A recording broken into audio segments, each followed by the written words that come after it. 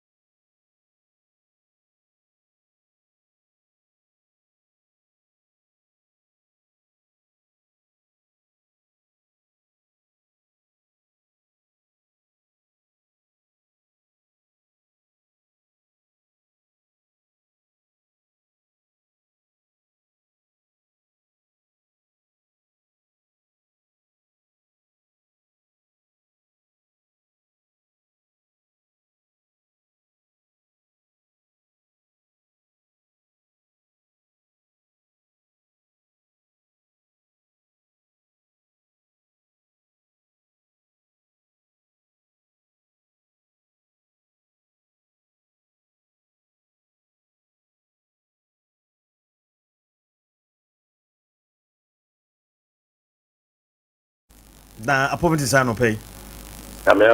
Okay, ide yame ase yada se pa so se wagibre sompa 90.7 ye bedin komo ne atie bi ni se enra mo ne nananom ehia ne muhia no ye adwendwen toto a ne nyina ne se free America kani na President Mama ebo NKORANZA South yera Godfrey Dapaidi na NKORANZA North so obo yera Ifa Patrick Din na mu sisi ginaye ne ade se bibia tutuma bia ochena assembly members mo be confirm president nominee honorable assembly senators there minia me da bebre ma menfa kwanye so na menchia kwansaman ina na menchia assembly members are no so di dumaji ewo municipal assembly na assembly staff na menchia menchia so consequence control ye life for me so me na happy Many are saying, I can prepare so my penny, I did not because 2431 or so, and 936, section 20, subsection 2 about India in portrait. Papa, he said, oh, may a fine catch when you have a for what one persuasion. Say, assembly members, Edino Etumopia, Fenner, Shano Sotiano. The Dino Babantia, as I said, within 21 days, and I feel that it's in about 1 channel. Any na adwunu ba kono ese se electoral commission any assembly no ayan hye na etim ekoto ne so aba ana kwase ne se no stakeholders no ina yihia ma ebi mu so ekuhia na nanom so the date no eba abonten ma yina akobem from se nyame ya aduma eye wo china nondu assembly members na ebihia ewo assembly or municipal assembly na senior mrano eka efa approval of president nominee hono ayene sa secretary. Oh, okay. Enti nature say u check here a free bra president ball Yora Godfrey Dapaidi no within 21 days may enu idea but I think say within enti mo beti ato aba. Oh, okay. And the way no mo nra mo share no electoral the minister secretary yeah and the metro stadium honorable assembly members not for and say oh be ina this na share now to say presiding member I issue letter to that sector na say onya issue no there and no there link me and come one. Oh, okay nti nyame ya adomo ochena eye nundu pepepe na assembly members more confirm and I'm beto aba a confirm MC. Okay, but then shade bi wo ha President Mama bra osuawie no ano na yinyantie say government appointee more assemblies I wo Ghana ha nyina no omomo kotra nchen till this time around no government appointee for ben na ebeka elected people wo ho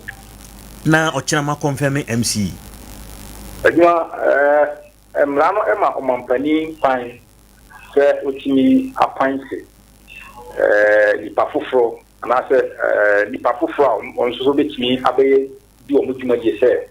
government appointees eno tino mebi nimdie mu no enya me nwanwa se ochina ye be kwa setina no na krata efi omampani hono aba echese binom entimi emeye government appointees se no so mpo se antimi amasa confirmation of AMBCs, was it members present at voting? It is a nipa 10 crowd because we see say yet to Abana when you look to now confirmation what it is not. Different from presiding members, Presiding members, there are 2 tests of members of all assembly members. And this will be a moment to the ground, can test now, the kind of account. But among these is a members present at voting. And don't you say government appointees you say 29 elected assembly members as I said when you to test. Okay, inti maybe say 29 no cry na etwa to test as I say yenya do saying na yetimi agya tum. The calculation okay. But 29 on the calculation of 2 tests, But the electoral commission they will issue so Uchemu Miensa obenya mu miino nti unity yema me say we dey simple calculation but okay yamra before say ebe we no we dey ebe presiding member no but my main sign in misa we na how many governor appointee abandada no na no mo ho ebe kan elected ho e ma no be so because you say MC e wom say onto abani bi MP there to be MP MC there to be and na mu nyina total na be 42 say MP and MC ever count ho there like a total 44 government count ho there and 42 13 and I elected assembly members 29 now 42 okay it is 42 2/3 of 42 no to say 2/3 of 42 no and no at least so nya 30 yeah you cry nya no ha so nya 30 indeed meba indeed elected and then they appointed ebeka ho 42 MC ne MP beka ho a na be 44 no indeed say president cry the letter ba na say be here appointee a say nya be 13 government appointee oh okay mate enti afa yan hwe presiding member me sure say wo na enedie wo ye presiding member wa na ubegyina mu ahwe ma yato abaye meboa me ana me de sabe after honorable assembly members oh okay now obi beka say wom say assembly yemfa partisan nkoho de nanso so yenimbra na elete wo na yenua agesi akwan ka ho a ne ntokwa kakrakra ba ho ne ade amanfo atiase say ginam na presiding ochina ina also assembly jumadi no the act no 936 no NED na no pata me say udi presiding member 2 terms 2 years 2 years na 4 na ya family no ye jumadi number here okay enti mramu no that's why a presiding member enti na me na me sa she class ase etun sa fre honorable assembly members here okay enti mramu no me jumadi say presiding member me jumadi say assembly member enya emma awiye ya assembly no ya to aba emma 16th April 2021 na adwuma say ya to aba ma say assembly member na pe nya so ina officially don't mean share adwuma say assembly member oh okay na to aba ma 16th April no ya constitute assembly no and also almost swear in 16th of June 2021 okay it is a who compost at least the whole of April, the whole of May up to June as an idea by the assembly member and as a presiding member. Into Quambia sono una a dan so presiding. So Yamia Name Presadia, a mamma fine after Mamma fine said invitation letter no mena as a semi sign. Oh okay. Enti minim say money as some members no so nyina ahia. Yeah, you ma me omo adi nsawoso akasa platform so e bi no so akasa telephone so e che se nyame ya ma china ye nyina e bi hiem e wo assembly ho na ye di jumadi no. Enti ama me bi sasa no na NKORANZA South sometimes one touch say to no once ya de bi ya kai ho ye beto baako na afeli mienu na me kai say dana take su at time honorable dana take su a ye to baako percentages wonya kra wanya ntino president ansa mo no bi ni din bi honorable dana already there am say ofam once ye ra akosi amoaten a mo ko no mprenu ese aya yi bia ya da ho ama sebiu me nkase dimbon de but yes ha no so aya na ya ha dwen kakra nti na me bisa se wono makasa sɛnea woka no saa pɛpɛpɛ ɛm sɛ me na ɔmo adi nkɔmmɔ akasa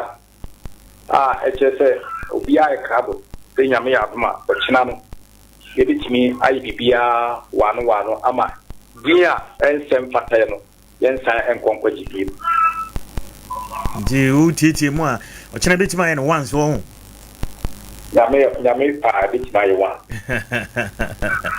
anabo yɛpɛ no once o yɛbɛyɛ saa mankransaman okay maame na wase ɔkyena meyɛ sure sɛ sompa fo ma frɛ nti yɛbɛba mesa wase bebree sɛ mama saa kwanyɛ okay na ayi sɛ wankɔ wai adinkra chi eli wankɔ adwuma sɛ mpanyimfoɔ sɛ nchifu ni wa pejafo ɛwɔ hɔ ɛm sɛ masom fransaman bebree asom eli asom adinkrachi enti yɛbɛtena fie na yɛahwɛ na yɛaboa yɛ nuanom a ɔmbɛkɔ no siahunu ne nimdeɛ bi a yɛanya no na yɛde ataa wɔn akyi na wɔn nso aboa ama fransaman afa no ntoma prɛfra wokɔ 2 times makɔ 2 times 8 years no ko bi ka se wo ya abrantie o na wo koye so adwuma so ani me hu bi kura wo bob sa na wo bobo ne ade nka list wo ko ba ku bi kan ho ma ne ye 12 years 3 times sen kan ye bad o adwuma wo mu sa na se me de ani so adi no bi so asimani so a e bi a me kana me no boma okay aga na ma me dwuma die no atose ana bi mu na pimpia on say fato na wan fanto a ye bebo ogumbe oh the bibia ni hosa okay te friwa opem ya me pem and so personal region okay honorable president member Daniel Apia no pay Sompa 90.7 eda ochina ibi okay ya boy ya ba Sompa Yenyina yetie Sompa okay yenyina yetie Sompa mpa enti president member Yura Daniel Apia ena ni no akwakodi nkomo na kyese ochina no I confirm Nkransa South ti be Nkransa of Sisia na yene Yura Ohini Jan enso so akwakodi nkomo na Sompanie enyumunie Sompanie kasie bonie Sompanie osompapanie Sompanie radio nie yaba Sompa okay enti yenche bia ebeko Nkransa of so na ye di hoso nkomo na ya hwese hoso so ochina the same abato no bi beko so ana enti egusu edi nkomo but enne no yakase yene Yura eye RFA chairman ebedi nkomo na nabafo na nakoju bafo ona ye RFA chairman edema Nkransa South Municipal Assembly na yahwe eno so okay ekwan pa yebefa so na afi yenya team dia bakro mu yedi kan abo ho nkomo nti atom bless so beba ha na eno no asha se kakra na yenyana na bafo a na afi yahwe na eno no edi enkomo nti alright ma men koma unity akwaba na afi okay ma unity akwaba ya unity obo adwuma yie pa enya asem ketwa na me yen hyase entititi ho kakakaka na afi ye try to say ye be Nkransa no so na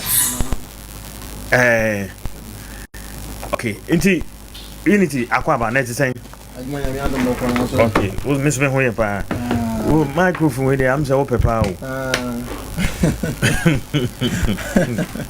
o ma shada sande dia ma wo pa Okay. Mate. Na wona muti say. Onyame adom bibia kama. Okay. Bibia kama. Sa wo so ho ye. Me so me ho ye pa. Yo. Bibia shi. Na yenua ba bi na ne wo di ni birthday. Se ma bo amane offer. Aha. Na bibia ba kama. Ya be ko pa. Na die. Bibia ba kama ni me. Na nye easy. Systems dressing bia o de beto ho ama me no. Nye. Esther ho ye na ye ba ye juma pa. Enti ye de ne picture no kra to system oko Facebook obenya na what they call hosis here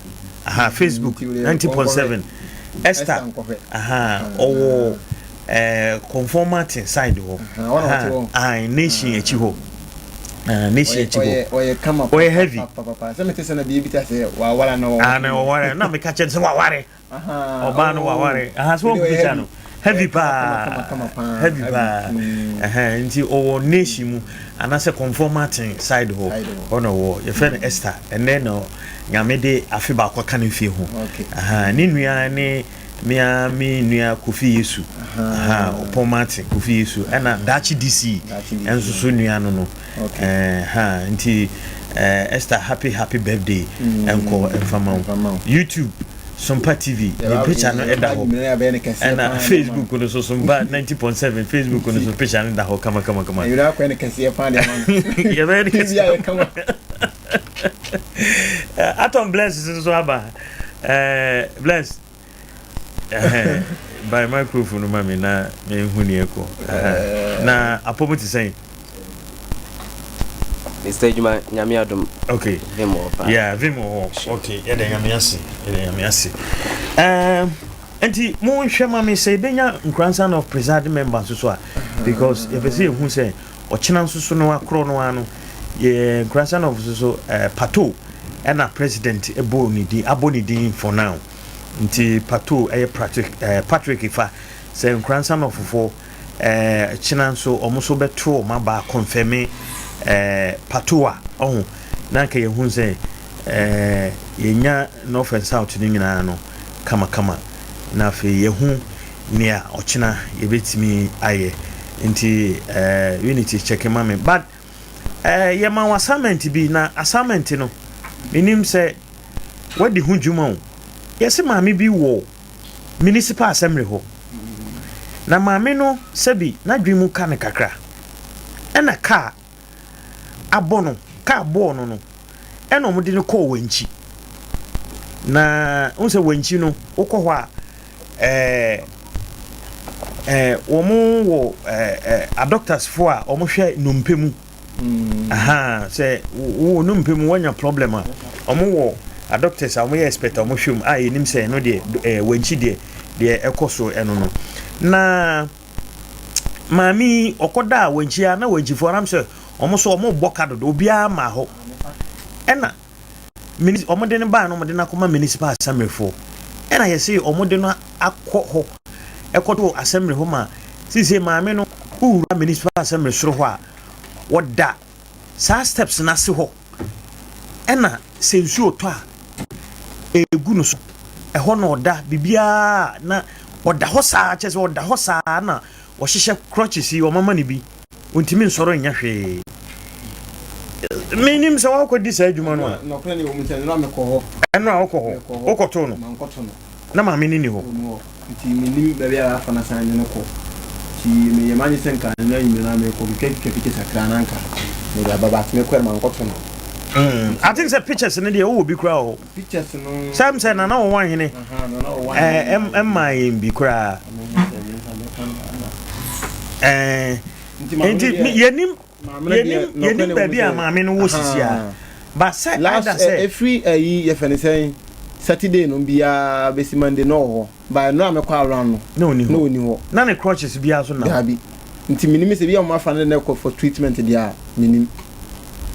Oh, okay. Nti bia na ma fa na kwa treatment na dia. I treatment because when she for no mo chese ma me na da ho ache. I say ka. So ba ni adade. Ka no charge masa aka no wan ese o say you know. Se ba me nim ni o de no call. Ka no ball no de call when she ho. Utie story na. O say ka no ball no. Nipa no de ka no ball no. Me it was the time bia na me wo fie na me nua ba ka kire me say saa bo de ne car bon ase ho na nipa on de car bon no kura timi sola na jo na o de na yeden akoma no nti nipa no pese obeyi ne ma hu se on de car yeden e bon but o ma mo ne ko wanchi ne de ya assembly ne de yeden e ko wanchi oh okay nti assembly de ne ko to wanchi no na wanchi fo ne hwa assembly ne hwa kan yeden e ko so mo kese na o mo sande na yeden aba ti o mo de ne ba ye no so o mo de ne ko to on say maame bi ton nkosua wo apostle for ason na no ho wa ni wa apostle ha opposite assembly ho no dia ke sebine so na me hu so maame me hu so na we den wote wo nti tama na ka mo no da bi ka bon no hono na wote okay me na me twuma koto gas me hu so we den wote wo no ana crotch se ne ye den egunu ntinti a kina mete se assembly for na ye den maame na firi wo sa nipa na de ne call assembly ho blog no de ende minim nti a kina mete se be se wa koda assembly for blog no nsu ato a odam awie gbo ha odam nti me ha adwen me maame na nkasa no ha adwen pa minim no wasem okọ assembly obi a wota akọ assembly obi a maame ye kan ubehu no o na mbre ni no town omunim no ho me de me ko hu na assembly ho na me wo physical planners for no ho town planners no omo ho na me hu se maame na ba be jangiti wo na okasa ase okasa obi ho ase o ese nti ho na sabre nkwa na Mr. Nimu ene wo ana business maame ase okasa o se dabi na dwen mu ka no na saa no o tienti we ya no ba assembly ho no na ma that was the first time me hu no nti me bisa no san ya no mo na assembly ho ne ade enti sa wo se omo akofa no a bia te se de wo kan nipa na o de ball no okoma na duane o wia no ho bia ahomache ne ade aha nti bia ono na abefa no de ne ko ba bi sa assembly so na afa no nti wo de ye konfi ha yes yebeko mo yebeko social welfare na yakubisa me yebeko coordinating director ho na yakubisa mu yi nti nyame ya adoma next week esi edi ho nkomo mo chese ma me na nkasa mfiri krom a I think so for Ashanti Rese Mampon area ho sana me tiese Mampon no area ho ba bi na esi nti na ikra nisha na se no mo pene busuafo no bi bat minimi se mo nya busuafo no bi dia nti esi anra me ko na woni woni de ebetima ye se eduskura na o ma be fa no ko mo fa no ko busuafo na den abe fa no ko ana de odi card board no so na abe fa no ko ana municipal assembly so na abe fa no ko treatment wo wonchi bi mi dia because ye se na o tipens anajo o tipens pa no o tietiem wo ho mantemo fu ni na ate so o tiem se ene o ni ade a nti ye pon e betu ho na mo na ya hwede ho nti bless aba bedru mama na kwa aba nti ma yenko so bless ene yenko mo a ye ba bedi no eye se NKORANZA municipality kru kese pa enyo kru kitwa na brebi atwam yenya division 1 ewo ha minim say nyeme na meka ma wo de wonim nyina division 2 bi so bebo wura mu nkakra yakwa mre kakra ni hunu say ase kru no da ho so ache for be 5 to 6 years ni bra woro so free ha no ye unshede hu team bia but ko nkuru atwa wo hia anye ye division 2 ni division 1 de ebi wo ho ye nyina nim se team bi so wo kuro mu a revenue afei omo ton niema omo se nkate aburo ni ade ni nyina no amanfo nye sika kakra wo timi de hwe omo hafa nti se ko ba se team ni da hosa anase kroni da hosa na team bi anima e de hawo ne ade ebre wo de minim se why football administrator pay nti unim ne me kan nyina say anamonto bi wo ho ana ma benda watifo nyina ase na menchia kwajo hene bafu krapim ya municipal football association chairman na mefa kwenya we so nchia NKORANZA mahine ena tankwenya emse nkomo ya yedi omo wo role a me play ama yatumi achieve the traditional council very very key role to play making sure say be na fe politicians are Moses MP or CCI MC aba e bompa say omekwa akwa confirmation na bibia ya kama na fe ya take up from there na ya hwe omu nyina omu role also omu to me play ma football to me peja football de ɛwɔ mfasoɔ bebree ɛna ɛcontrole wiase ɛte Ghana wei de Chelsea ni wei de Madrid ni wei de Man U ni na wobɛkɔ parliament bi na boys bɛhyia na ɛkyinye ɔmudi ɛfa obi a wɔte ne UK obi a wɔte ne London na onim nkranza kora din da but yɛdi ɔmo ho akyinye ɛkyɛ sɛ agorɔ no ɛfɛ nti sɛ ɛso yɛka sɛ ɛbɛyɛ na ɛbɛyɛ deɛ ama na yɛfa saa pepe na afoforɔ so bɛhwɛ yɛn so yɛ deɛ no so ama na yɛ but then sɛ odi kan kyerɛ mu no football ɛwɔ ne basic normal bi a na ehia pa ebi te sɛ facilities a obe use I say Ghana yɛ deɛ ne sɛ yɛ football most of the challenges are clubs face and our district in bebree face ne sɛ dan deɛ menim sɛ kɛ yɛsi dan a started with foundation yɛ lay blocks yɛ draw lentin ansa na yɛ bɔ so na yɛkyɛ sɛ yɛwie ana painting finishing na wawie ba yɛ deɛ ne sɛ yɛwɔ finishing no but yɛ ni foundation ɛna yɛn to lentin yɛ bibia because of the basic needs yɛ ni hɔ yɛwɔ former clubs but yɛ ni any befitting football facility wɔ Nkranza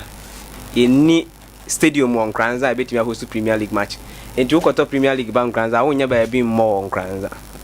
Division 1 the same thing wokɔtɔ Division 1 ba Nkranza untumi emmo ɛwɔ Nkranza and no na ama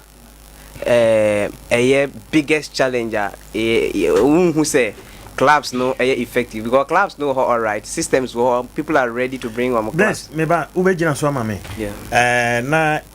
pese disa nkomo yi na ya na enya no afi na enya no nti ubese oboduem na wose why busy super nti say ntimi amfa ne sisi anhwa bebre kakra Nkranza no presiding member Yera Ohunijan ewo ahoma no so ye ne nkodi nkomo kakra na yenhwe nyame ya adoma gina ya Nkranza South for asi yenim sesaya bi ena omo so asi a yenko na ene no enkasa yenyina ye tie sompa honorable presiding member Nkranza North Yera Ohunijan yemo ache anopa iba sompa FM so yo I mania ajumawura it also okay but on a point to say you might have part of me whatever okay ire nyame ase yenya tie enra say money nananom traditional council ehia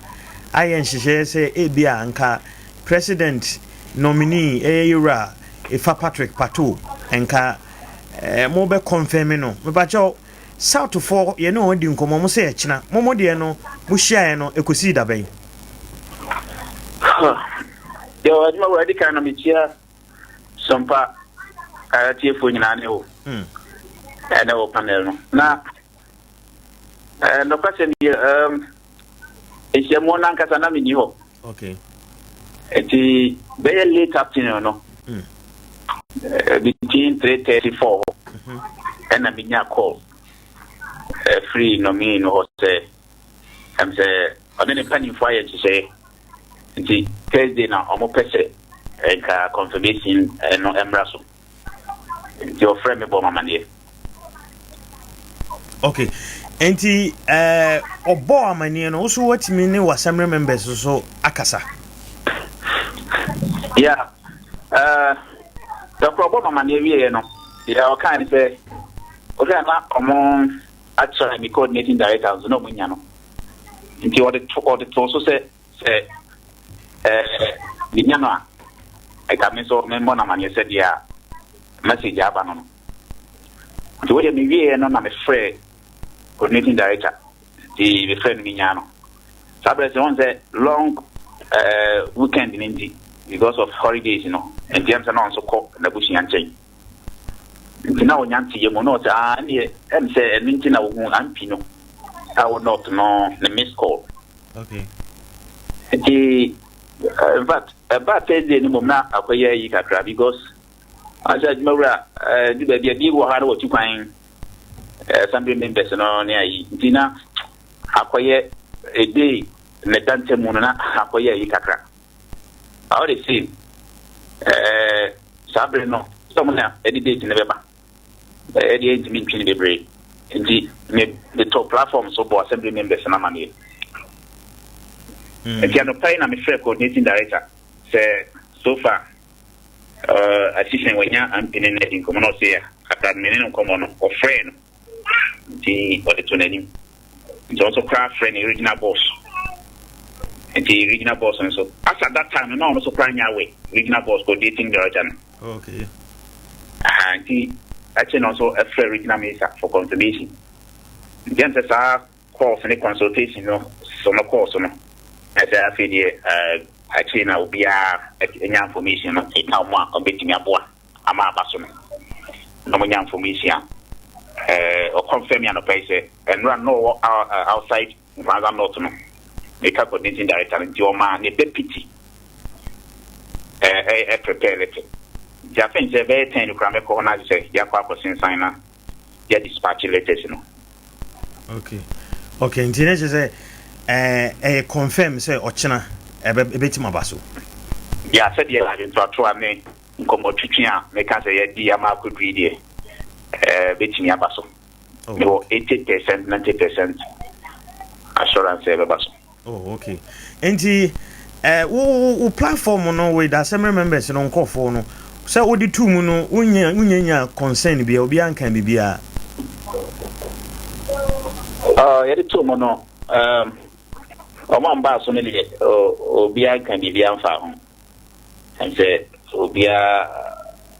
acknowledge say obia ma thumbs up ade see obia kan bibia mfa ho okay in Kransan of dia say confirm DC there I think say mon share any problem kasi bia nti mpaya ye bone say dey si atwa so na no kamonya ne sa mfama ye ne once na Kransan of so say mpunto sha se ententem na eko nti we dey wadama woni onkrofo nkasa na enko yeti say ya to ifos so obenya nanka obi bia no akonkan mu nti me de mempai bono no ayi bisua me no omokasa twetwen komo okay our president member ya da CP any onkomo bo e wo Sompa FM no promise me that ya boy ya back Sompa nti president member the man Kransan of Euro Hinjan and I didn't come so nti say there ma hunu say anamati say Kransan South ma confirm president member or a confirm ama nti Kransan South Kransan North so a confirm nti china no Kransan North Kransan South president nominee MC ni DC ni nyina no assembly members kwa confirm o china nti yenhye no so say de bekoso ochina eno no anti ma yenkwa ahoma no so biom na ne nana kodwobafo nkodi nkomo ona ye RFA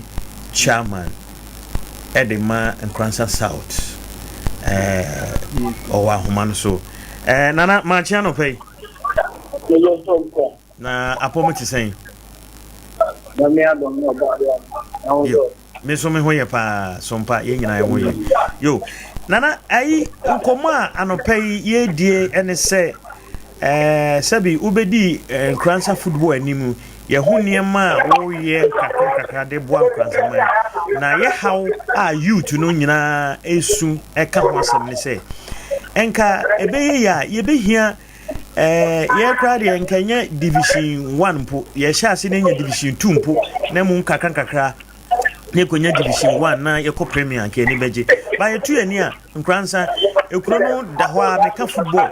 da ho sa ye hwehwe ena ye pese ye hu se plans bi wo ho watu anamo bi na anye yi anansan na niema city efa Kransan football me da o se ka chefu ni na plans bi da ho no ba ya e beje district municipal chairman nje America kramuni na o he ya ba ya ni tu na mo adofoni binomba ntanga na ya de wa YouTube na me imagine say ya ba na o say municipal no the office ya yo do because when that office no ko be do ko pem no na oni ntan ku bi kaka ana ye fa serious o ti ase yeah e ma ene next no mo ne the people bi bo mo mo you think ya rent the office But upon second thought, no. On say, it can be early for 10 years or current here. That is the one that they are also stuck with you. If the second thought, I'm here, I say, okay, they are ready to be already, but my any assembly for non Casa, no more permanent office because we call the sports is part of the assembly. So that if there is a permanent office to assembly, they will say, this is the municipal football association office. Yet more people for I think that buying yeah, the Trabana will be any month. Only a son of who pay the Amana. Me and the bank now, we are not 2-1. Yeah, no, and I'm not sure in Macacran, but you do extend your Mawanda. 2, the kind of vision out there, I will be that. It's in a 2-1 comma. I told you a free man. I changed the number of Sokaling. The country of Sokaling, the academy, work, our partnership with probably club, the Portugal, and Portugal. It's some high class now. No, you crowd, the bank. It's here now, my bank. Mene board and management and not that can happen. I think from Friday we go, you know. Ya to talk one your market, near man, probably you should be out of the back. Ya shot here about some objective. We will play to be more honorable. But that's how you justify. There 1 month, 2 months, it's our time they get to place. I can't want to could say you better second division. But and people working with the idea, which my show be at the second division after more. By a people working in the area. And not me a year movie. A conclusion, more than the movie coming. That's the way. Oh, okay. Okay. Indeed, Anna, yeah, who bet my sure and say, second division in dear. Who will be a few idea. Yes, I can be on Kranza.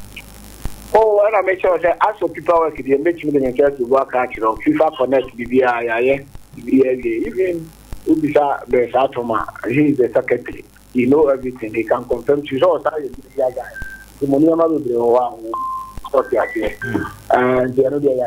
so I can't woman resources. You cannot. They do about the age money. If I say more opportunity, do players living on. There are more extra opportunity. Emma, you tell radio to must study.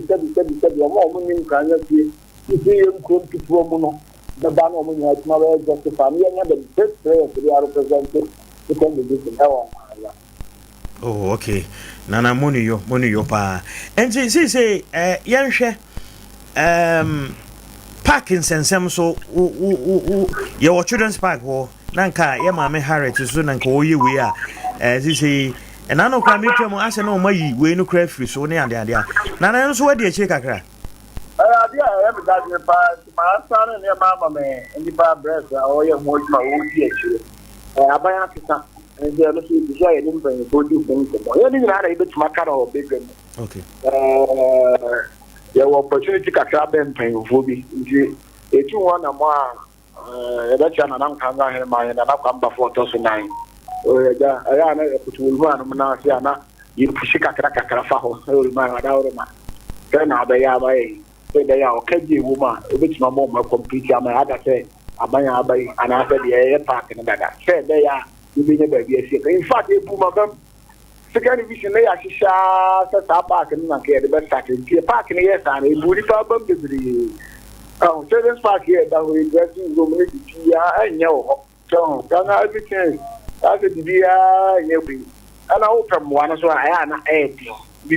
this a while we did you go to Sika now. The idea but for such a buyer, something very say, so, yeah, the idea of the best young gun, my medical paying for a mom can be a mom paying for any more to do there. So, or one sort of young grammar football in Tumpong. Now, there be a man come and football more economy, social economy, yeah. That one crowd be bring ready about a trap more no one. Most of them cry now over or more side in most of you or more football want me more power, but check away.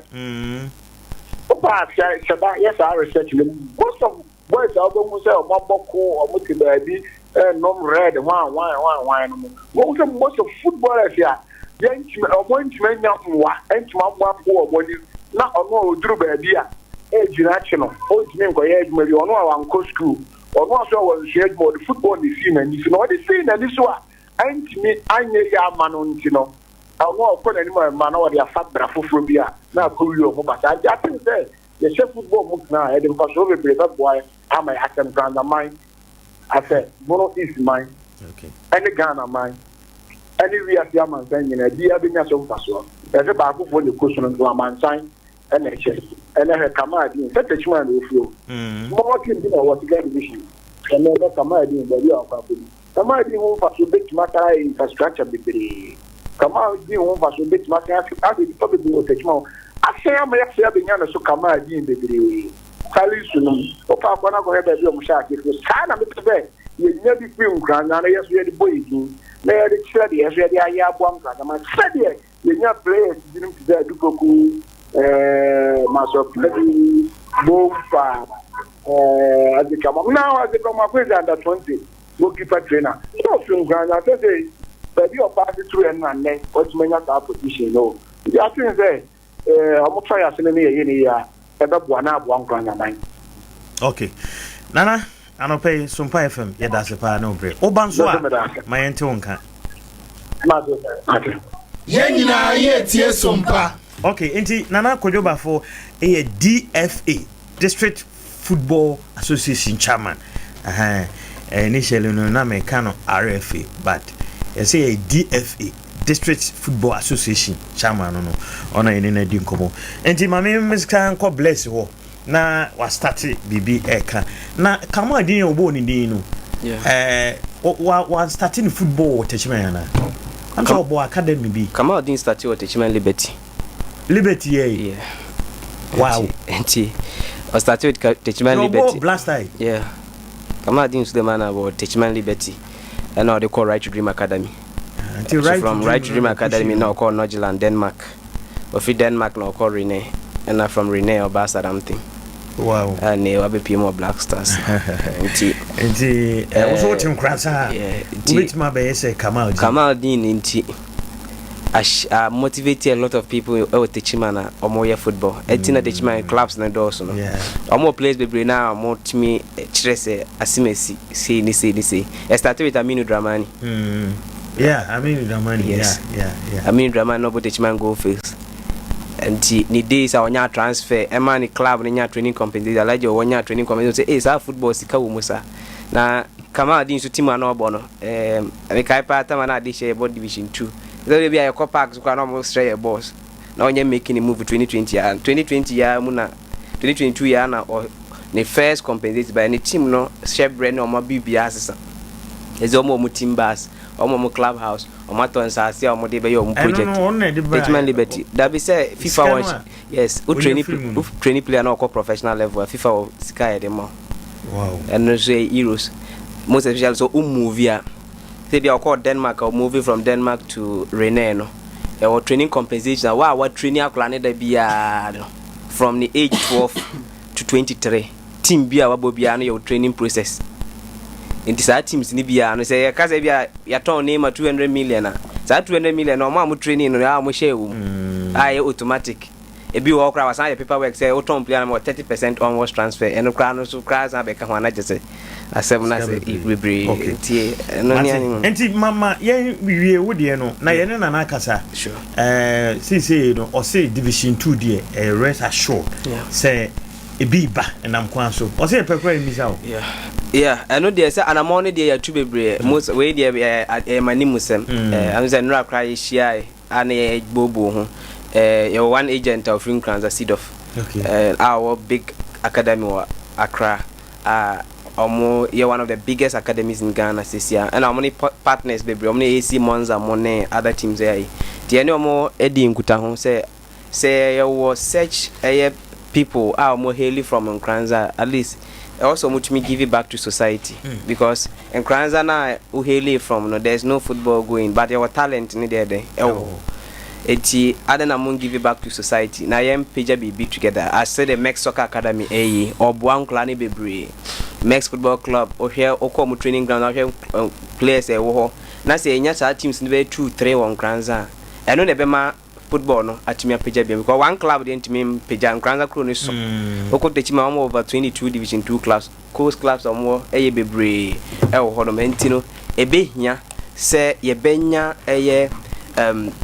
clubs no bebre na at least more enough resources over training grounds anya ball back bi na da park so ye bo we ba na balls ne bebre na watumi training omo ye e ho no nti Prince Adupoku mu nyina na maso kuna du nua mu nyina ye ne omo nyina engage former players ne bebre na ye ne omo engage se nyina na wonsom ebetumi aboa but adwuma de ye kan nyina no eye roofing na make ho asem no okay yeah forget foundation is a park is there AKYE say Roman Park and near me no cause team be bank Kranza on team ko ball and near me cause say team be ba Kranza Children's Park on team ball so obetimi parade players 11 all right obetimi anya division 1 club all right obetimi anya bibia but there's no facility obetimi their boss at tournament di nyina na san akoye say was say you make sure say pitches I want Kranza no at least you betumi a shape you because I know na basic ADEA ewum because we ni park ball no wuntumi mo emfa ho ne say wo equipment bia wo bia no wuntumi mo enti na nananom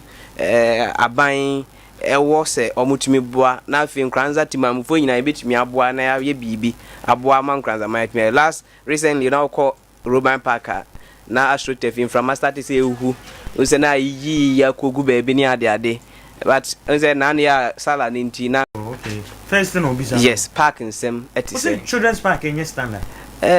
say children's park in standard bi oko ha ina perimeter na say pitch na ngata grass ni sakula I emphasize children's park ya dan sakula anisa what that dressing room no nye edino they say children's park enim ne mre bi no yaka ho asema anye no bi ne da ho ne bi so betimi aye bibi ha ehia rehabilitation I say what say yem ejuma bebre ho ansa na etimi be standard bi ma timi host to say baba yara standard but to be etimi ka say FIFA say mo bo ye inclusion because no mo bi say ho wanye ni ya enye standard bi nti stadium no ho right woni din all right but say normal here say onya ansa na watimi host ma say ni ho no ma nti no these opportunities and to utilize am pre normal bebre on different sectors na the ben bi nti na was say nananom anya opportunity na say omo dia na wa ban mu Nkranza ma anya the opportunity e dia na wa ban mu sesi I was it me utilize sa opportunity na it me bibia wono ntina eno ne adwuma eguso a ekoso ye bompa ye say ye betumi at least ye maintain one park kra na it me ye na kama na teams ni train ba bi kra na drew match day na ye wo pitch ba ko a ye papa bia ye nka say de bia obi anko ye training wo so nsay no but ye drew match day na ye betumi akọ because ko ba ya anya ho dokotoko training omo training wa dako jache match day na omo ko okwa Accra Sports Stadium has in training or Accra Sports Stadium training o baby for match day pe na ya no mko ndi etimi maintain pitch ba for matches at least ebetimi abo ase na ndi kan say sports active okrobia na effective ebua reduce social vices na ade because nipa no sorry onim so okwa training enya afi na onya time akot na get to baby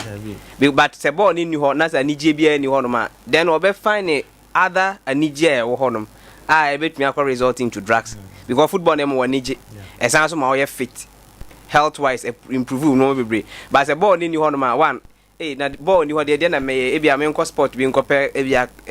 1-2 bi entwana over nyina ni anaze bia nko gate nko tran nko di nko mo ne adade tini nyina ya ade a but ball ho he ye kai obi suze bia me de ball me mfa nya hwe but e bia kina wo na oba be ball anya so mfa so ye fa say blessed radio so ye koye ba nyina na e bia na kina bi me anya mfa so bia boss ba bia na wo na wo be kwa kwa bia samajan bi o kina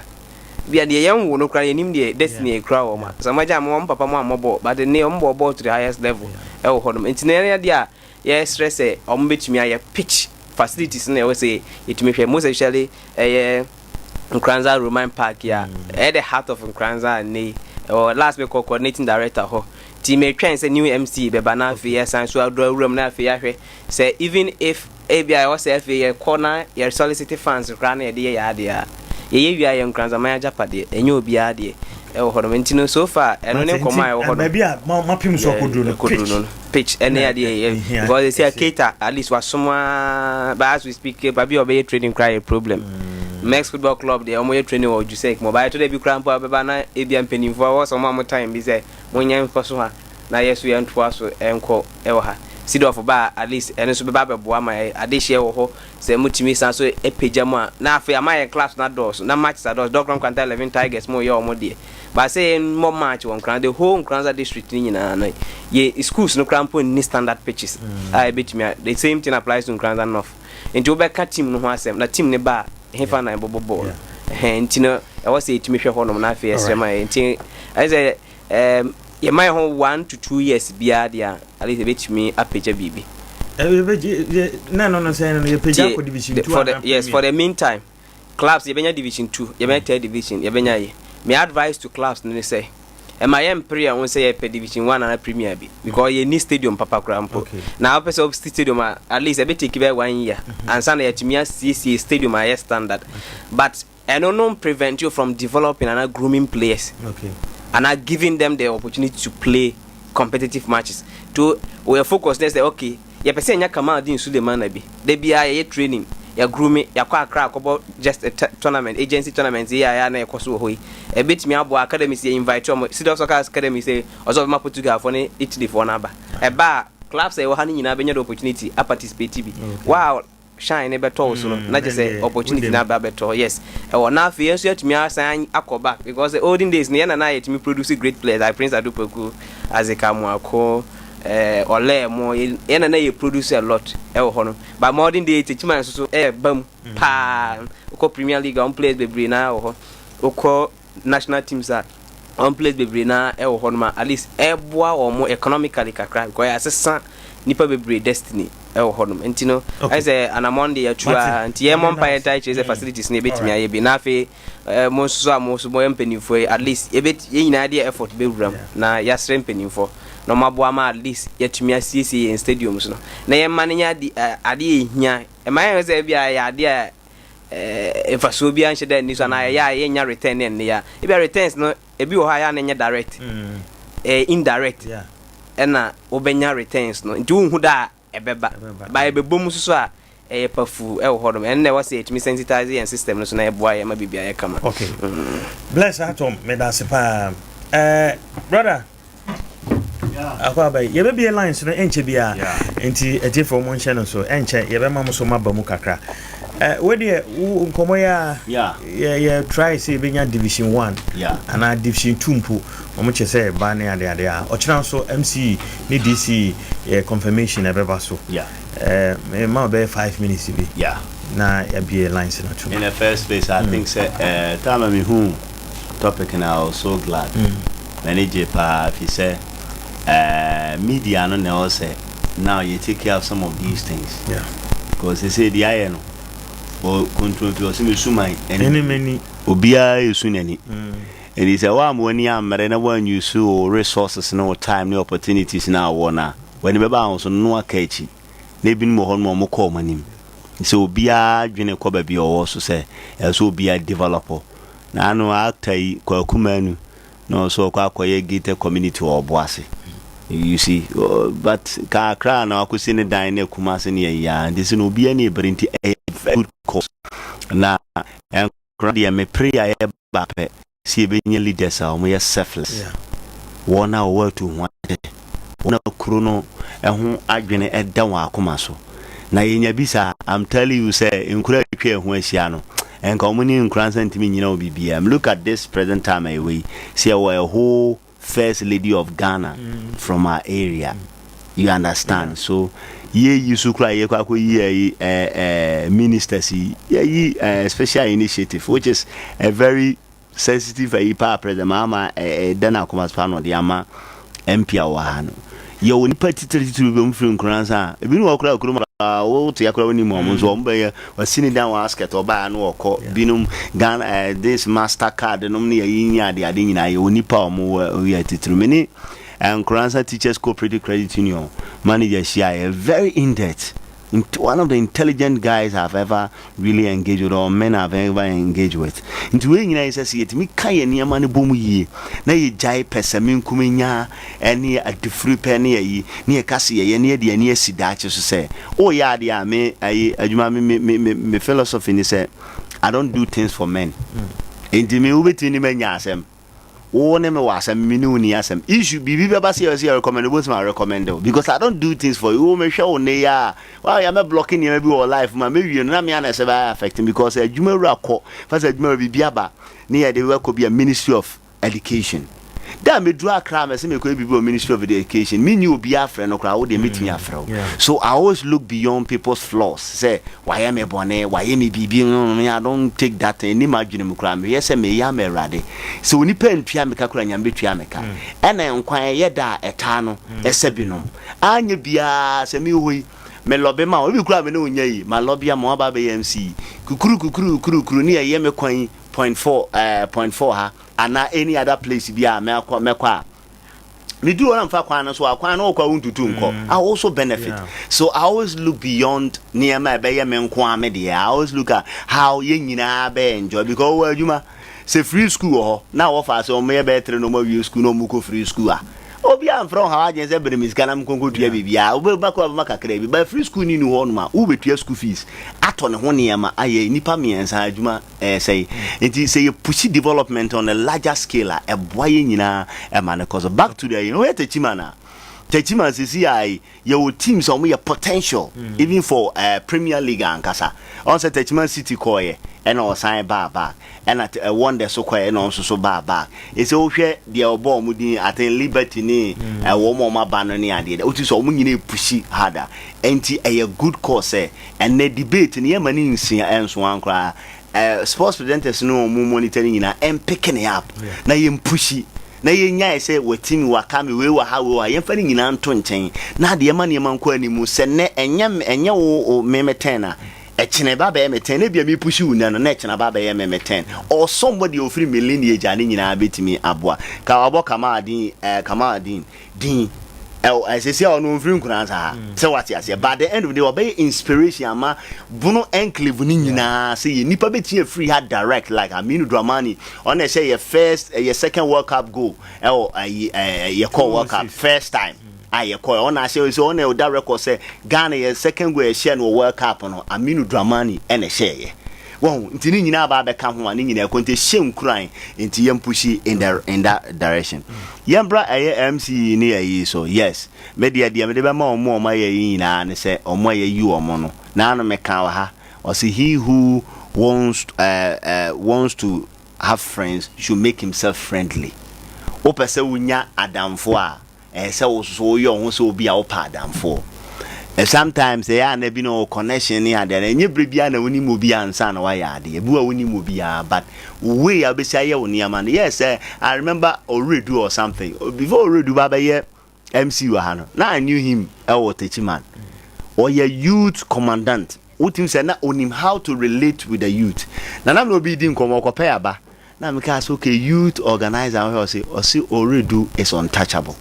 That's what he said. Well, so the guy is on grounds or not the obedient and Palmco elections obedient me and Pusuno. Over here, Chama cratito waited, but on no moment to me and Kaken flu because our grounds, you know. And you know, I say so way out. And men, you also been one money engineer to part the Guam say you may Ghana the America say my position and your enjoyment and your celebration and responsibility. Okay. Yeah. Nya resort to clans and what to do part the gun akwa ye wo na ase ase obeti akoda me ase on a personal note ba sa yi ni adan yes rom say omunya dwumaden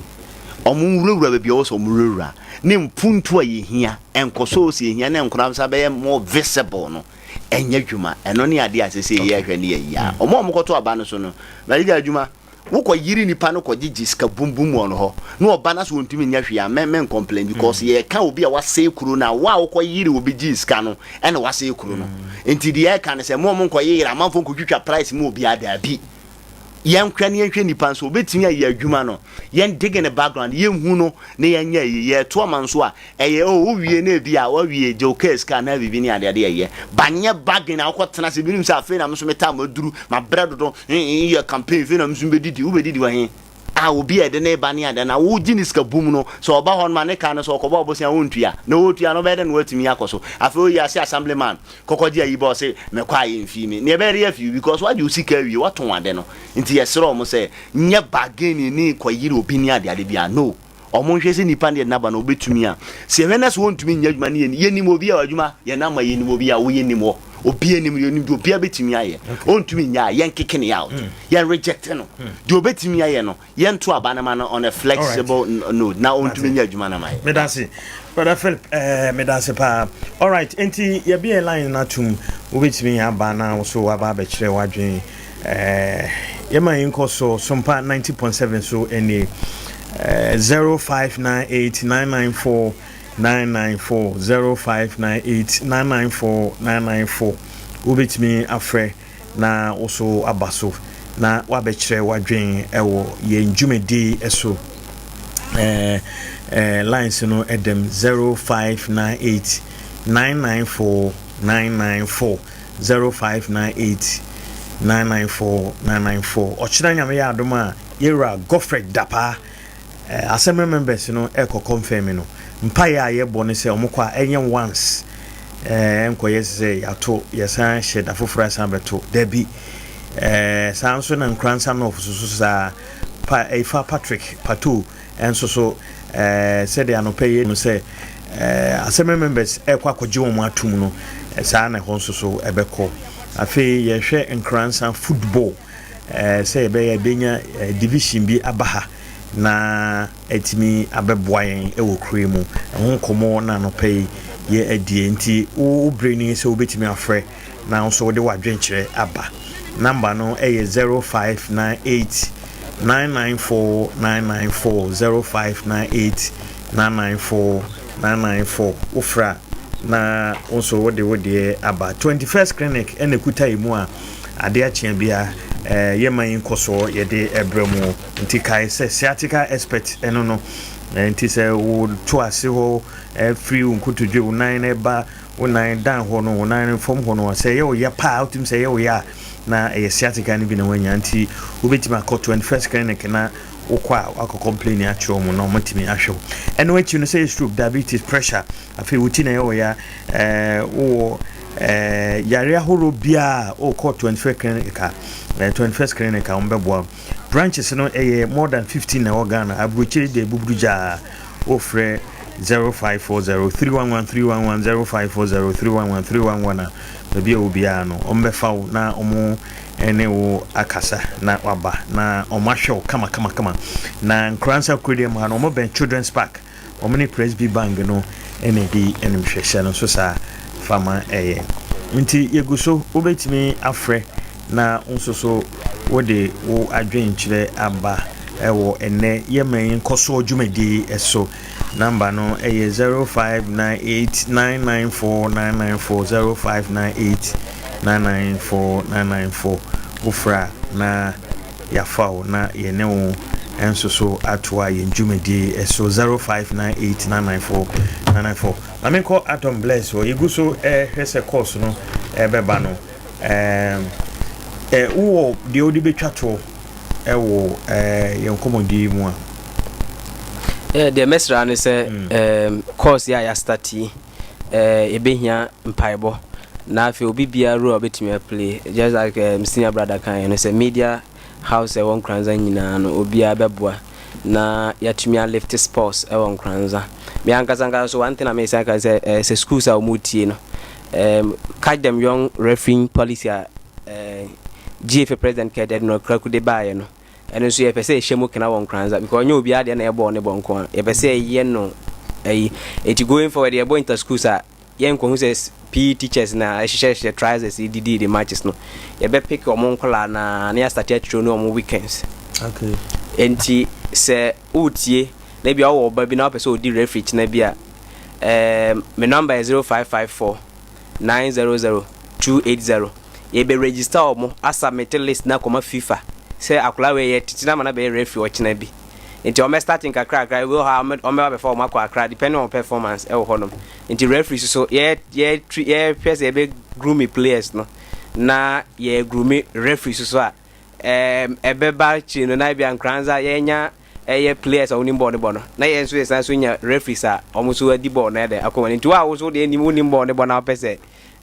udi referee bia no nso akwanya ne da ho o hwehwe blesser me register na me de wa a share omo gusu training omo nsa so far I think the Methodist school na omo bo omo modern pa omo nkula ne bi o plan is age ben From 12 years ekubia. Oh, okay. From 12 years ekubia. From 12 years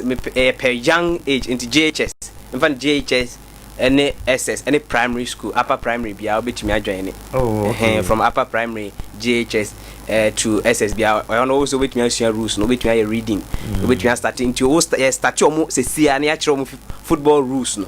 Na wan nyini wo referee no mo. Na say referee say wo Ghana I say obi nyini wi a e na okosua referee di. But on be some sad narrative they say the young clan start sua ball ne ball club brem no. E was almost start esua referee ne so di e won club brem na etimi ball. Mo nti referee so akwanya da ho mam. Nkla no schools no the school bia mo modern say o ne club bam because ye wi a ye ne PE coordinator be kasa. Na nkla na ye be initiate to kajam referee e dru inter schools na ye bo under 12 a. When so bia already 12 years. Esu na gina mudi say women's football we say man e bobo amba na gina mudi mema e boa be man na gina mudi to da bia market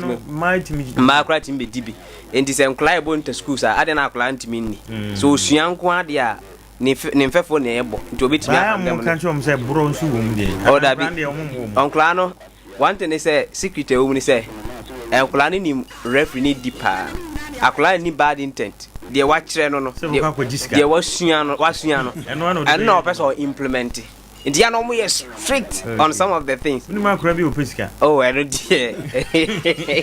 and I say I make us say a man for nyini wi ansa wasua referee di etina na ya na sa adwen da omutim to start training club no chen the disadvantage because usa na usua bobo yes ball no starting problem but na referee so starting oh person o ye doctor na say media o be ni o start usua dey club no start ko school club that referee dey nyini wi ansa na wakusua nti that narrative no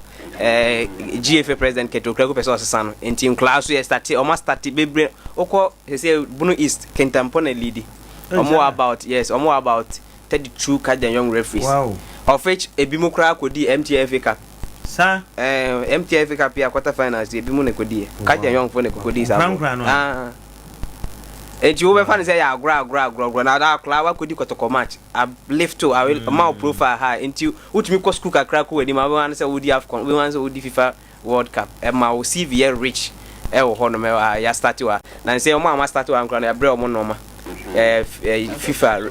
GFA deputy instructor national eba ha na de ya our bro mo flags ni cars I ni echi no mo bebre na ba be kan mo nti enkra na mo be so di enkra no mo do mo hye mo isi say enkra sa mo dodo enkra na methodist as o mo ye training Saturdays be say sisi enkra na ye be 6 and o me active o mo energy o mo energy pa so o mo passion is so high. Wow.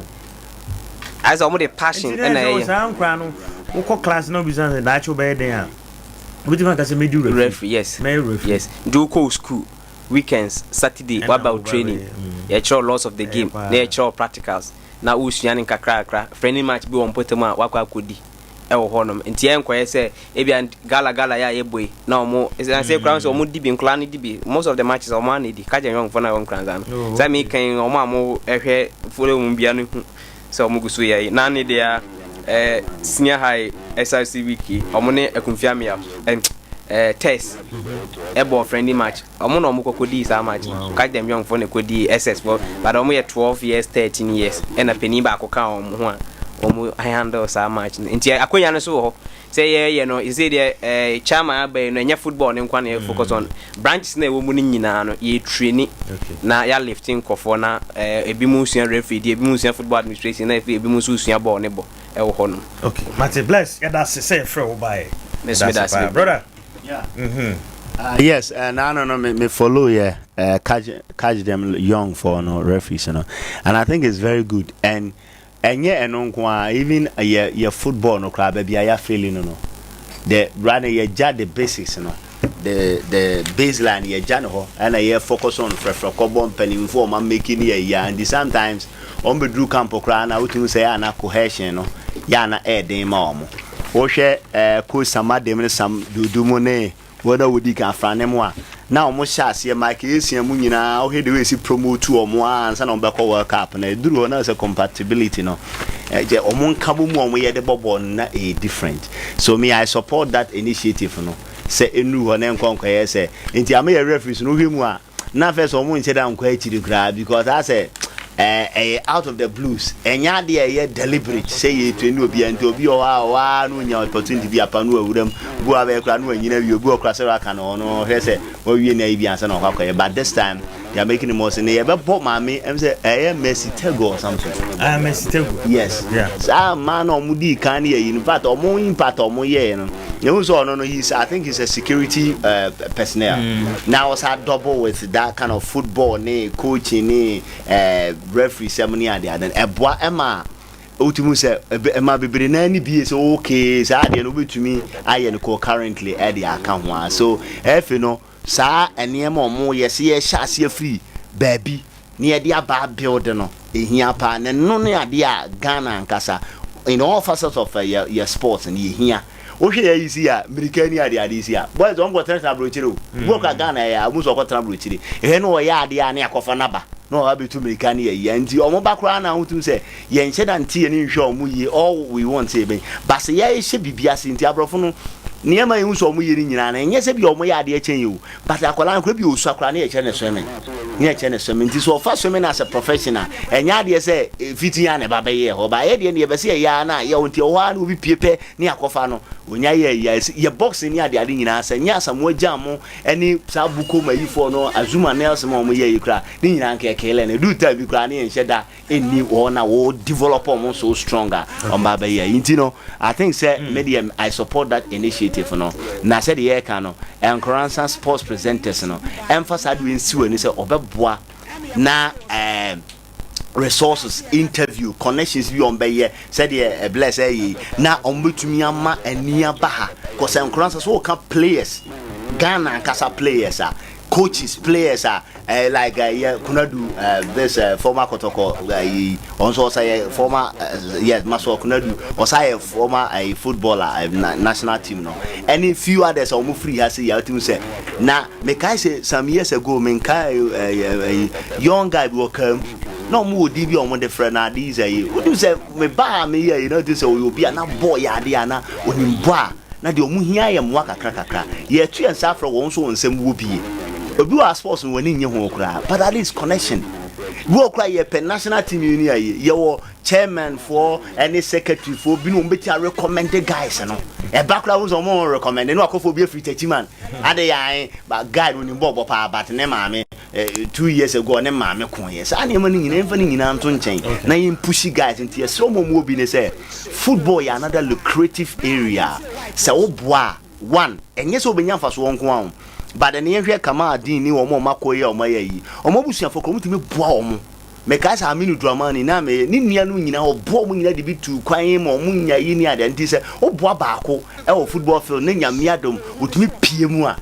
oyemfa so die bebre ema nipa na busuafo bi kura team ebi ntim boa boys obetoto kits ne de abra o mo de aye adwuma nti yesre wo no onsam wo bi ne se menye ne se wo de kosimanya bibi nko a but at least se baako tumi ye no boa na busuafo kura na makuru ni modwo sa am robbery ni ade ni nyina so te because boys no enye obi a wo bread winner bi a all boa no so nya ba bi do mo na yes let's invest in the football one adwera finally ska wo man kasa se wo ye na wunya saa akoma na obeto boase anacha me kai se man ba ko no techiman one of the teams no oye kakra one of the guys you omufri ni mse liberty no so wan no sa obre ba o awa no wo bre kama adini no boom pa wa hit a big time it is ska wo just that ya na mafia na niam bebre but part of the system as so to me na ujinam na ba kokura team penetrate here oh kuro no be chance self kuro we this guy ya wo no bo Liverpool or call Arab sa new man ni omo kuro mo kwa o sisi hospital o sisi niam bebre edeboa asamoja mu nyom contribution nya de abeti andama nti yesre se ye invest one ye bo amofra no mo nya baby do mo na agina because football no ewo ayi bebre my friend say departments bebre enye only football kwa coaching ni niam bebre ni ade omo so omo ye scouting no ene ye omo invest na two ye bo mabunu no na yesusu no say wo sika so na pa bia be invest so a you guys ombeti abo mo invest in football a nyame adom sa ba ko nya piem hari na edi so na ma ne komo jo ne kakra ne nkofo nya bowura mu a otum say no ama otumi ye very good that's a brother right enti brother so I say kodwa so ntentem na yɛde adeɛ kyɛn bi aba na wie Emmanuel Remedial Institute na mede hyase ɛwɔ nkransa akunsa dumase na sɛ watwerɛ wasi ne bi baabi na ammoa wo afei na wobɛhyɛ school ase a fa wani kyerɛ hɔ na hɔ ɛna papa no ɛwɔ sanse ɛhɔ no afi bia omunya 100% results no bɛba no na omotwa pa teachers omokyerɛ de wa abinti wodo ba no kɔ hɔ a unu hu de biarada moye journal science general arts home econs visual arts afrik agric and technical from 0242 10 51 51 0242 10 5151 St. Martin's Natural Care Clinic for paying for Atanasi and pay a digimason con edema on Nina Yapumudin once and I walk on our to us so maybe I can order Pumudin once and a chin I didn't intend to us here from and net anopamican for St. Martin's Natural Care Clinic Eddie Mouse a commercial fibroid malaria edunya hepatitis B and a feeding Yaka Kawinano would a copy more St. Martin's Natural Care Clinic on Bitima Buano to us come upon Eddie Mouse lab who do pino a boy I saw Nina and Oba a bit my boy. The time machines when was swallowed, you bet in Wagina Soma also was one medium answer. We are there, how I'm saying, so I'm withdrew. National say I saw any of the glucose and a year more to copy mu. I was St. Mass Natural Care Clinic. You bet him add my boy to Adian say Eddie, my old friend paying for no. I was 0592 928 786. Now I'm paying for action commodity Chimo Akaninano. And so once there, I want Cranson New Market. You were Desmond, I brought sign no more. I want a St. Mass. Any na one collection or say dress me anope so obeko program and I say party sorry me sure for when ni echire mo ho mo na ekope design dress kama na dress na wonso upia ya hu say ye burger asitown so pe shed jeans track caps ahodo office wear suit mu ahodo ma ne mema owobi e wo jeans skirt ye wontientia ye wo mini ne de wa wo ho no nti bomodian ne fabrika ko ho no mo na kwajibi osanso eye customization I say sorry and I say ye bi aba mokwa obeye t-shirt na wa customize ne kama ede amamo nkranza roundabout honoma oni NPP office no na eben wo betumi afre no adi nchiremu ewo ahoma iso 0532 663 264 na 0543 889 20 na channel so say opebi atu atonso a akwanya ewo honum kakra bi ekura obia obema wonso wanya bi aton Race and Co ena FFR Race and Co say memfa entu anim say akofa normal saba akofa promise ena fe glycel na normal se no djuma ye ne say wado watermelon wado ebro mango na emmo bi hawadwen hwehwem normal first spray so no ano mo ni nyina wu Promise no enso so say wado ebro asiafu ebedo asie nyina na ama no bae no ana ebro no anyini ahyehye kama glycel no so eboy we decider eno so edofu no kama nwura bia hawadwe bia no ebedo no kama dependable agro ewo busua captain agro ewo Techiman Jum afei Ajaku farms ewo Techiman kemat ewo druman kese ene baby eto adro bia okwa so hwe Race and Co Ghana Limited omo enrono bi na oso ne omo edi ensa oso Blekum Star Senior High School etunin sa for se bla na beto adisuan so na Blekum Star Senior High School o kan tire se twere no wadne na ma twere bia resource na ya eba enkoye ni na no emuama audition na enkoye nti wode woni beti Blekum Star Senior High School ho na wo twere na wa twere na kama pass na be betuma kono akoto audition no so na bibia enso etima kama course so ahodo a ebi wo ya so e di no asaso na general science no eno so ebi wo ho no ma utin se wo kwa obetuma bo no twere na no etimi aye kama ma bibia no enso etima kama de ma eno what business eno so business e wo ho no cons ni na no yedi hu djuma wo nti wo free Blekum Star Senior High paying for I was 0243643251 0243643251 na bibia aye kama anti Blekum Star Senior High na was subsec eno senior high school na ha mo yembo modian ne enko who knows tomorrow ewo who knows tomorrow na ekọ loan ni bi na faye ne kama na bibia enye okay osanso wo ambulance wo hono ma ope bi arente anase wo nipa bi afrima ode ne bekọ akoto motre na wasan akofa no de aba na ope canopies nkunwa ene ne ekeka ho a eno so ode bi ma rent ai wonsa ebeka bi owon kwa ben obetumi apusu ahumai na wone no adi nkomo 0552789376 and 024911911399 ofrena ntempaso obeje oso. Okay, Dr. Bo atenase anopai enti osememfa en krai maun say wo yare nko ade akọ na kwaje ayarhwe say hepatitis B pressure why kese wo pese oso tikakra wo ho afi wo pa wo na wo china nwunye bi no echi no na mun sanyare wo kidney mu hawo ana wo kidney no hawo ho a osa ni nyina no okọboa o plot number 91 ewa adehman nti fo ni kire ho na kwaje ayarhwe 0249761508 St. Benedict Senior High School St. Benedict na St. Benedict for sebla anopa ye se school no ma kan se school ba ko so edi mu pa ne dika St. Benedict Senior High School wonnam wa twira ma kan se results no enkoya odi wani bechi mo St. Benedict Senior High School ho na wokọ na wa twira ba ko pe abra won konsan ma biem ni na na St. Benedict Senior High School ti ko na ko twira bibia enye kama fama se na be ya odisua no obedi kan na se odisua be se ato so na bosua de na akọ ani mi ye pa nti St. Benedict for se course so ye no bi ewo ya so ye no hye se je no science enso ewo ho enu achi no ye san ye home econs ewo business ye bi wo ho san so na we no eye accountant na de adini na no ko St. Benedict Senior High School a wonsa ebeka wo year 1 year 2 no chese free admission no eguso ekoso afi sanji year 3 oba no be register wa twere na wa pass ne kama ni na St. Benedict Senior High School boarding facility home boarding house for na omoba ni nyina nti kona kopi St. Benedict Senior High School o frem pan from agin chirimu aka ni na no 0240 209 851 0240209851 na oni St. Benedict for atwetwe nko wagin chirimu aka ni nyina ho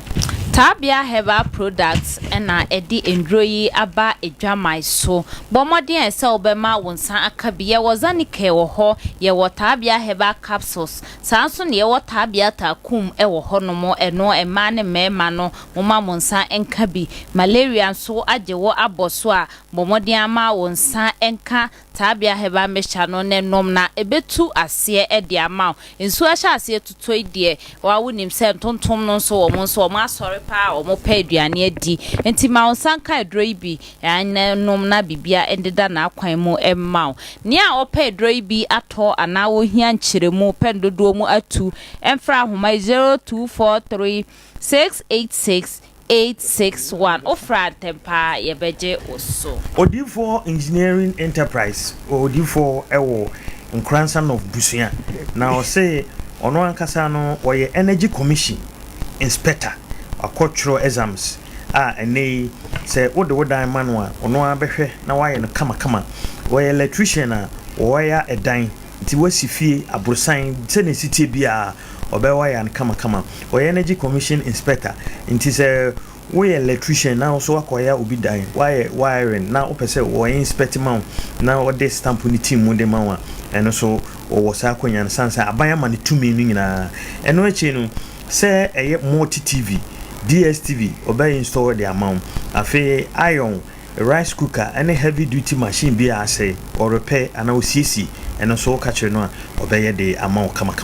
eno echi no o pap odisika pap ewo sika na sika na fie ne nchen ho obusuan kwaja hwa no wo hwa so ne office no enso so ewo nti mu won kransa no na won kransa kudue ma bunisi ababia na ope babia koji wani a okọ odisika papa ewo obusuan kransa of kwaja obenya no na fe electrician anasa electricals ho ne ma wo waya fie wasi fie na pese won waya ma oni nyina no obeye de ama frɛ no odifo number ni 0245 537 094 0245 537 094 Kwabis Educational Complex omo echira kwan eni omo wonkranza new magazine Techimai Road hono eho na omo wo na ose wa abofra no omo gi efrin totofewa nkola nketo no fo omo bra na omo hyase ensua de fise nkola no omo hyase no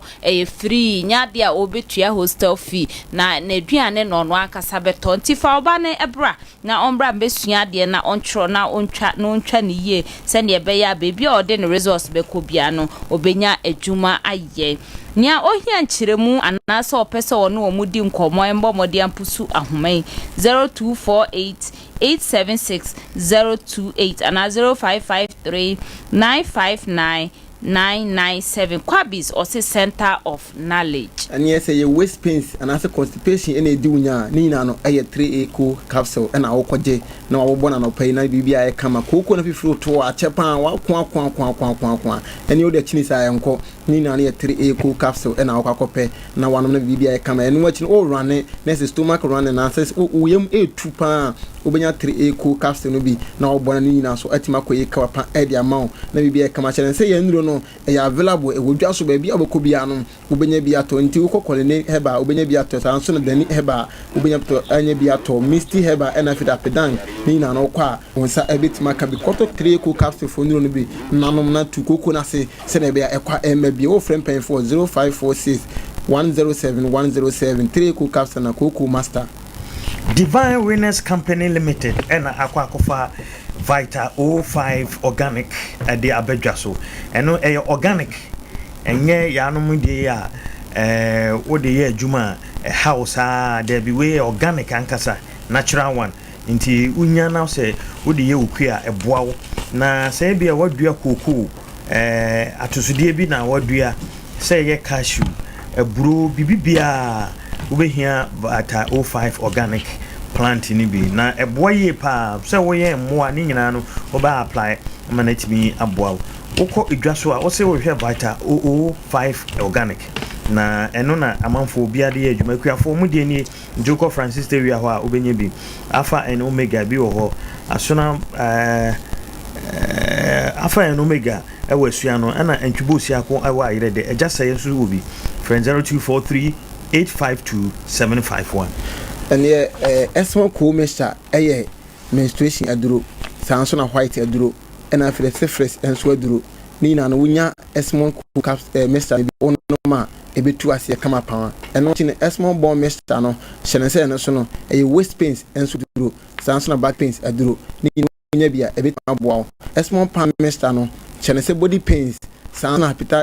we no ye fibroid ni na no unya bi na ono no mebebo general body pains no eno so unya we no unya esmo pan mester ni bia ebetimi abo na se atu ase kama pa esmo ma mester no so hye se we market fever ena edi unya ni na no unya bia ebetimi abo san so na yichire spiritual no ni na so no ebi so aba adwama so na okodwom obedi dwa na wie na sika se na koya sa obeto ade we kofi na obedi dwa na wanya sika no obekọ no sika ni nyina sa nyina sa bi kura de wo wie sika na kura na sika na dari pipes na egu ade no mu sika na wo nya wo obekọ fie no wo sika na aboso na adani pipes kura gu wo yi no mu na se wa gboka se susuro ndi won yisu obi sika bon be fe sika ese wonya cream no wonya yi special cream de no de je wo di dwa wo dwom nya na wo sra basa obeba na sika ne no ana esa won hwe obeba no ti o de konko pipes kura no fa baby a this can better than ever ska poni bia tuma entimi twis kana adari pipes kurantino ni na yi chire spiritual cream no wonya bia ebetima boa ama bia kama sompa fe ya ebi wa ha ba onsa be ka bi se wo person fresh of mama Esther so na wodi nchire mu a aka ni nyina adwuma na yi chire gono no so aha ne so mama Esther dia ba yi chire gono aha no boys ne ma no madam fi was sema just say comment bi sawo aha nti yichire gunu no so ba nti yen first of mama na engine chwa kan na open the door moto a over first of mama was 0246775391 0246775319 na bibia kama Adum Dandy Natural Herbal Clinic na efrew se wakofa Adum Dandy Plus aba eno no ye mo jani ntini refu san no onum bia bebo Adum Dandy Plus mesha eno so ho say hepatitis B, C, prostate hypertension, diabetes, and also obenom. Who on Kranza Adum Dandi Natural Herbal Clinic, a health center, and Chenhua Health Center and Chenhua, or time free, I say free Monday to Saturday. Techiman for or content taxi rango or Kowa Benyan Frey 0241 085 731 0241. Ebe bongura no kumukra o feature fu upe dro dia bo kumura no an so kogibi ebe boa fertilizers no wo NP ho ammonia urea no so se wadua buru wadua bayire atosodie bia mane cabbage ne ade no timima enema yeye pa enti ko hwebi wo nkransa krudem ha open no dudum atu akoton open no makon woni fire service no ene die nimhwe new market ena mo amwo druman kese area ho no mo so ne opposite tamoba Anglican school no ene die nimhwe afi wo call druman kese dwom ho a Saturday bia room number 32 no so hye ho bontifo so mo kwa na mo ko opposite baby a car station wo no a ena eye don't kwanta so jumukrum so momo dia say so mobe call jumukrum or search jumasu road no so obefra 0549113208 0549113208 na oni omo edien komo. All right nti enen so ye star birthday Esther oh nishimu okay nishimu conform side ho gonna Esther ho nti ne Esther Esther so a big girl a big girl a big woman okay na say wa wale asa yeah music for na be come on there chire ase adwene de we music for no adwene bi be asem no credit o kan chire esa anim anim nyam anim nyam ne tisa wo dey yes Bible class wo hwe oba na hwe na mo hwe mo ye de hu so wa chi na mo send a picture picture ni nyam hwe ni padua no we picture ama picture no so kan ho bi our picture there no ma make us mo ahwe ne fiska ka make us ne mo konko ya you know picture ni dey kan sem picture there no ma any Esther ye ma o ai happy ko de bet ma record the crime na ne ya